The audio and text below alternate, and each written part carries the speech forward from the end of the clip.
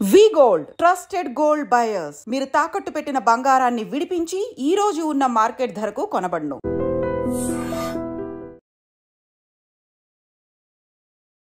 నమస్తే, welcome to iDream inside politics with కవిత.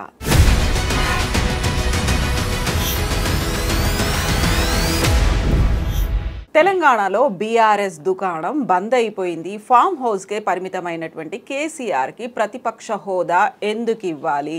రాబోయేటువంటి MLC ఎన్నికల్లో కాంగ్రెస్దే విజయం, బీఆర్ఎస్ బీజేపీ కలిసి పనిచేస్తాయి. ఈ మాటలన్నది టీపీసీ చీఫ్ మహేష్ కుమార్ గౌడ్. నిజంగానే బీఆర్ఎస్ దుకాణం బంద్ అయిందా? మనతో పాటుగా ఉన్నారు పొలిటికల్ అనలిస్ట్ ప్రకాష్ గారు. ప్రకాష్ గారు నమస్కారం. సో ఈ మధ్య కాలంలో వస్తున్నటువంటి ఒక ప్రశ్న విమర్శ, కేసీఆర్ కేవలం ఫామ్ హౌస్కి మాత్రమే పరిమితమయ్యారు, అసలు ఆయన ఏ పని చేస్తున్నారు, అసలు కొన్నిసార్లు మా ఎమ్మెల్యే కనిపించట్లేదు అనేటువంటి పోస్టులు వినిపించాయి. ఇప్పుడు ప్రతిపక్ష హోదా కూడా ఎందుకు అనే మాట ఎట్లా చూస్తున్నారు మీరు? అంటే స్ట్రాటజిక్గా ఆయన సైలెన్స్ మెయింటైన్ చేశాడు. ఎందుకంటే ఒక 1 year అన్న మనం టైం ఇవ్వాల్సి ఉన్నది అని చెప్పి. సో ఇప్పుడు బహుశా నేను అనుకుంటా ఈ బడ్జెట్ సెషన్ అయిపోయిన తర్వాత నెక్స్ట్ వచ్చే సెషన్స్లల్లో ఆయన వచ్చే అవకాశం ఉంది అసెంబ్లీకి.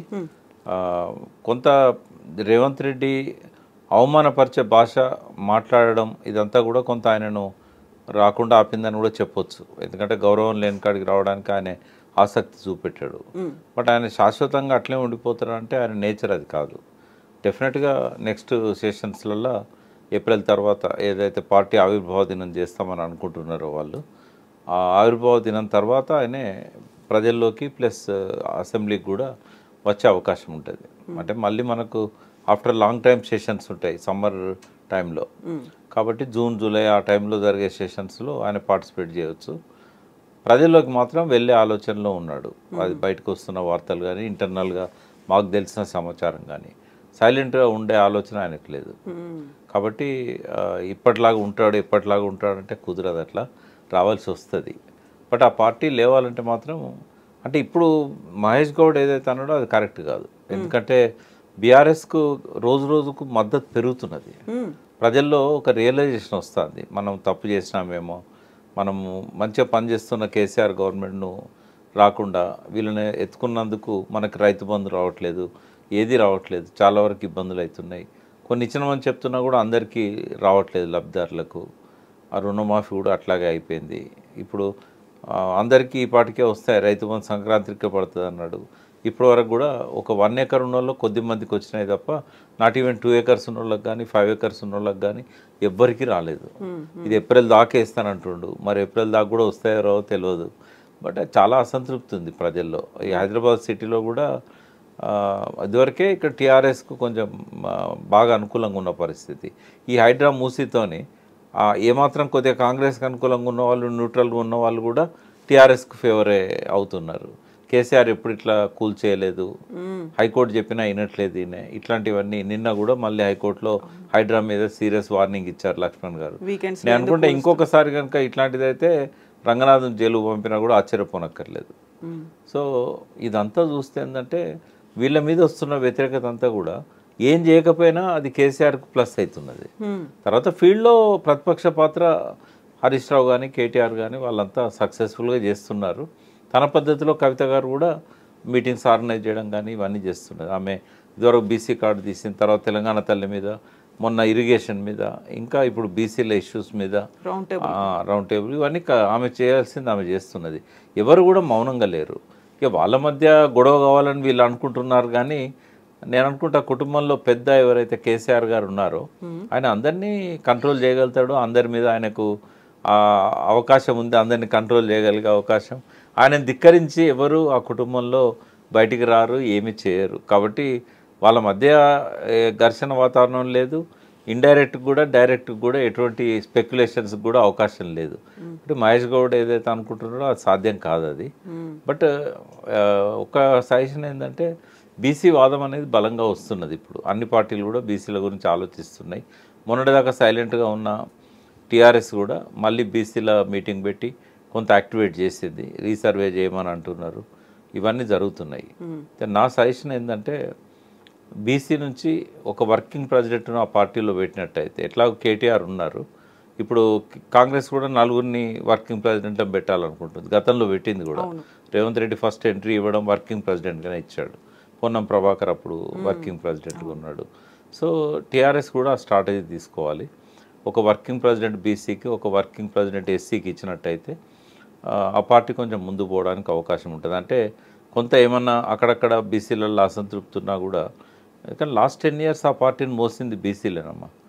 ఆశించినంత అంటే డెఫినెట్గా ఇతర ప్రభుత్వాల కంటే బీసీలకు కేసీఆర్ కొంత ఎక్కువనే చేశాడు. అంటే ఈ సర్వే ఆధారంగా వచ్చిన ఫిగర్స్ని బట్టి గొర్రెలు ఇవ్వడం కానీ, కొంత బర్రెలు, కొంత చేపలు ఇవ్వడము, ఇట్లాంటి వాటి వల్ల ఎకానమీ పెరిగింది వాళ్ళవి.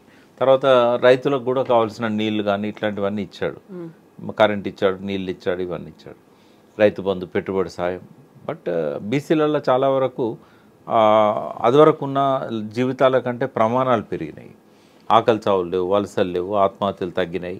ఇవన్నీ కూడా ఏంటంటే డెఫినెట్గా ఆయన మిగతా ప్రభుత్వాల కంటే బెటర్ అని చెప్పొచ్చు. అందుకే బీసీలు కూడా ఓన్ చేసుకున్నారు, ఉద్యమకారులైనా ఇతర బీసీలైనా ఓన్ చేసుకున్నారు. బట్ ఇప్పుడు వస్తున్న అసంతృప్తి ఏదైతే ఉన్నదో అది బ్యాలెన్స్ చేయడానికి, దాని నుంచి ఓవర్కమ్ కావడానికి కొంత ప్రో బీసీ పాలసీ అనేది ఆ పార్టీ తీసుకోవాలి. బీసీల కోసం ఒక విజన్ కూడా ప్రకటించాలి. అది ఎలక్షన్ల ముందు చేస్తారు.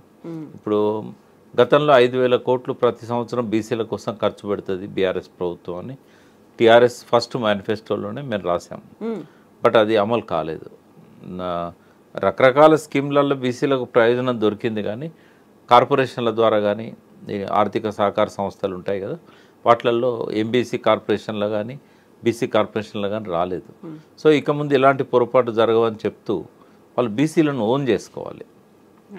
అది కనుక జరిగితే డెఫినెట్గా ఇప్పుడున్న దానికంటే కూడా ఇంకా ఒక 5 to 10% ఓట్స్ పెరిగే అవకాశం ఉంటుంది. ఒకవేళ వీళ్ళు చేయకపోతే ఆ స్థానాన్ని బీజేపీ తీసుకుంటుంది. ఎందుకంటే వాళ్ళు ఇప్పటికే బీజేపీ ప్రకటించింది ముఖ్యమంత్రిని చేస్తాం మేము బీసీని అని. మరి ఆ బీసీని ముఖ్యమంత్రి చేస్తా అన్నప్పుడు కొంత మొగ్గు ఉంటుంది అటువైపు. కాబట్టి అంటే బీజేపీ అధికారంలోకి వస్తుందా రాదా అనే ప్రశ్న ఉన్నది. వస్తే మాత్రం బీజేపీ ముఖ్యమంత్రి చేస్తా అని నమ్ముతున్నారు, బీసీని ముఖ్యమంత్రి చేస్తా అని నమ్ముతున్నారు బీసీలు. కానీ ఆ పార్టీ అధికారంలోకి వస్తుందా అనే కాడ సంశయం ఉంది. ఇంకోటి, ఇప్పుడు కనీసం పార్టీ అధ్యక్షుని ఇవ్వడానికి కూడా ఇంతకాలం నుంచి జాప్యం చేస్తున్నారు. ఎందుకంటే ఈటెల రాజేందర్కు ఇవ్వాలని ఒక స్టేజ్లో అనుకున్నారు. మరి ఇప్పుడు ఆ ప్రతిపాదన ఉందా లేకపోతే లేదా అనేది తెలియదు. మధ్యలో అరవింద్ గారి పేరు వచ్చింది. కాబట్టి ఇప్పుడు లేటెస్ట్గా వినబడుతున్నది ఏంటంటే అరవింద్కో లేకుంటే ఇంకొకరికో లేదా మధ్య మార్గంగా రామచంద్రరావు గారికి అధ్యక్షుడిని ఇచ్చి రాజేందర్ను కేంద్రంలోకి తీసుకుందాం, ఇంకో సహాయ మంత్రిగానో చేయాలనే ఆలోచన ఉన్నదనేది ఒక వార్త వినబడుతున్నది. కిషన్ రెడ్డి గారేమో రఘునందన్ గారిని ఎంకరేజ్ చేస్తున్నారని ఇంకో వార్త వినబడుతున్నది. ఏది చేసినా కూడా బీసీ వాదాన్ని వాళ్ళు ఎత్తుకోవాలనుకుంటే బీసీనే అధ్యక్షుని చేయాలి. అది ఐదర్ అంటే అందరూ నాకు మిత్రులే, ఎవరిని నేను చిన్నబుచ్చట్లేదు. బట్ అనాలిసిస్ చేస్తున్నప్పుడు వాళ్ళకు ప్లస్ అయ్యేది ఏంటి అంటే బీసీని అధ్యక్షుని చేయడం వల్ల ప్లస్ అవుతుంది. అది మున్నూరు కాపు సామాజిక వర్గమైనా, ముదిరాజ్ సామాజిక వర్గమైనా ప్లస్ అవుతుంది. బట్ అది చేస్తారా లేదా అనేది చూడాలి.